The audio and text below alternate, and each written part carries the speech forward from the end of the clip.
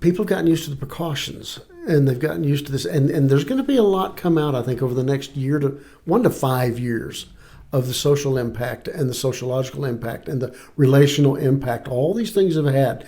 The advertising industry has tried to make you believe that it really is just the next best thing to be in there if you can Zoom or if you can leave a package on a doorstep and stand out there and wave to grandma and grandpa while they come out and get it. And it's not. There is nothing that replaces human contact and human interaction at an intimate level. And I'm not talking about sexual level. I'm just talking about at a personal level. And we need that. And going biblical on you, the first observation God made about this creation called man was... It is bad for man to be alone. It is not good for him to be alone. And that's still true today. People need that. And we've had so many, especially older people, say, I would rather risk dying than stay isolated. We made national news here in town. Yes, we did. But I think we're going to see studies that are come out, and we're going to see studies about how these children who basically were born and raised in the mask industry are being affected by the lack of being able to see faces in public. Well, faces, so with children, it's hard for me to want to generally attribute people's actions as evil as opposed to simply just being ignorant. But the deals with children, I am more and more pressed to say, are people taking evil actions, wanting to keep children out of schools because of this, when all evidence goes against that children need to be out of school. See, these things are not lessening as much as we think they are. Well, and even here in our town, the high schools are just now, public schools, going back on to the campuses. They're just now starting that.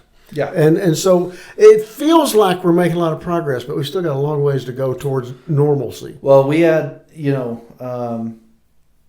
I don't know if I've talked to you about this too.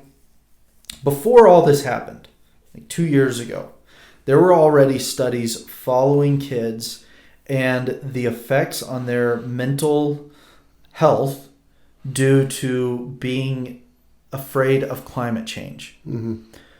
Now, we're going to shelve whether it's real or not. You're talking about the impact of information. The impact of information being put on kids.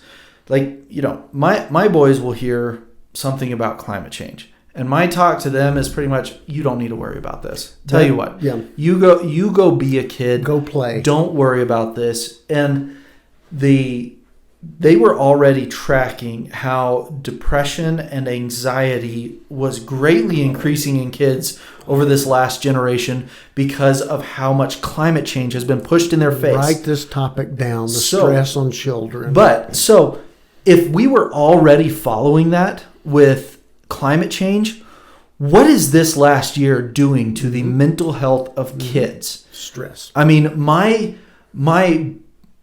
I don't have a whole lot that keeps me up at night that I can specifically pin down.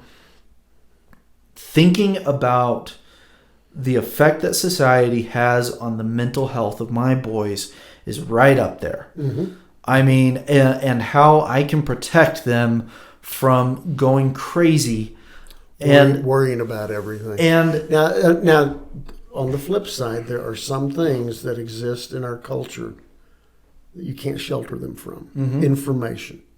We've had more mass shootings nationally in the last week, including one just an hour away from us.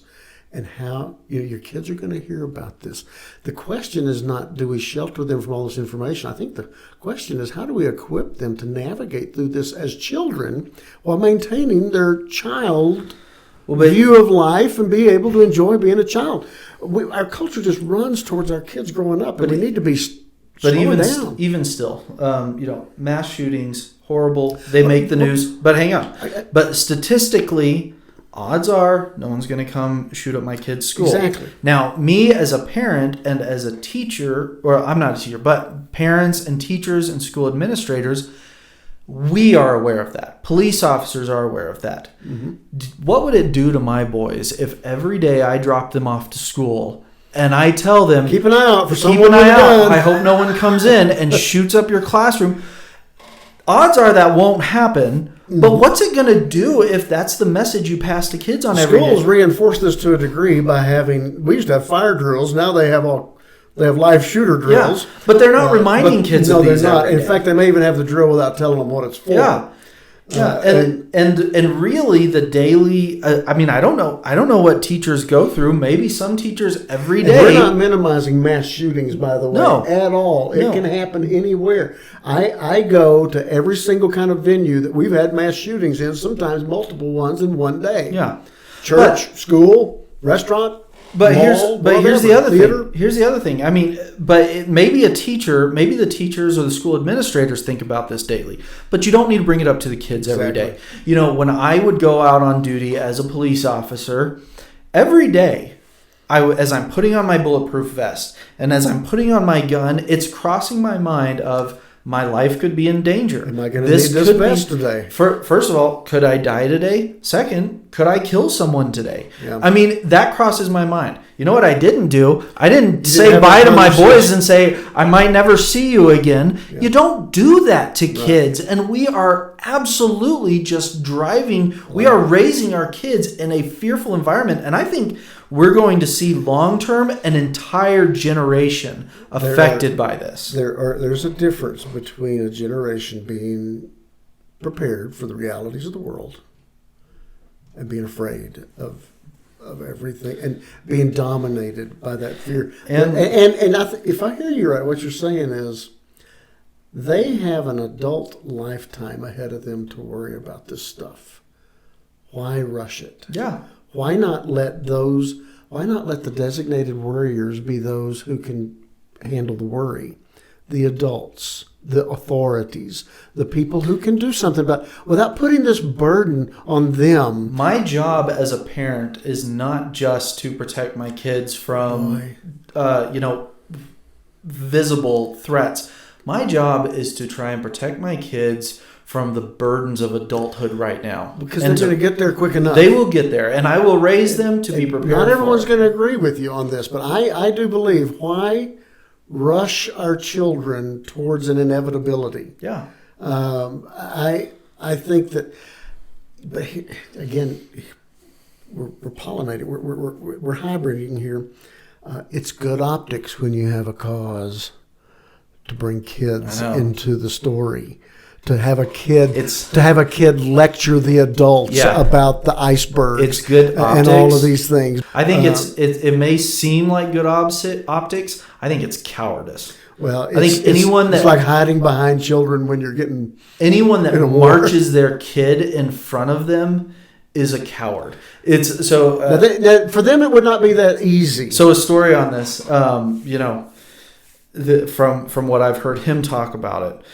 Ben Shapiro, who I listen to regularly, he and Piers Morgan, they actually get along and they keep in touch and they get along now. But when he was early in his career, he went on Piers Morgan's show to defend Second Amendment rights.